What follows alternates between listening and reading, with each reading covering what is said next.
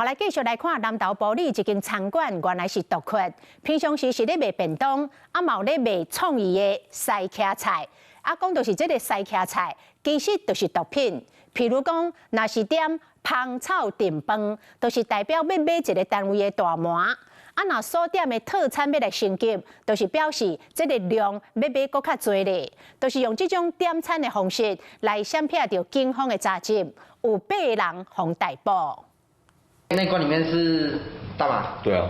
好，你打开，打开。这查某人手提迄罐内底底是2级的毒品大麻，和远景敲出来。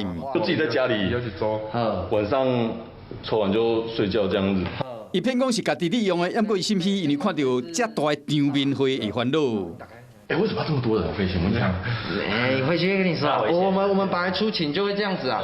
这个查甫人会紧张，不是无原因，因为警方抓到有人使大麻，追查来源来到伊家，发现讲伊开餐厅卖便当，伊餐厅做暗号提供创意的手路菜甲半暝限定美食。用餐点的名，像讲特chế芳草炖饭、加菜色的组合等等，用升级的套餐来作为买卖大麻等等毒品的暗号。顾客在与其联系时，可能不是真的在点餐，而是透过一份特制香草炖饭来代表一单位的大麻，或是以升级套餐来暗示更高的剂量。警方讲，细店的主嫌利用餐饮业的术语甲流程，暗中买卖毒品，发现讲伊所卖大麻有卖到南投的埔里、集集、甲鱼池等等所在，会继续追查，要将伊共犯一网打尽。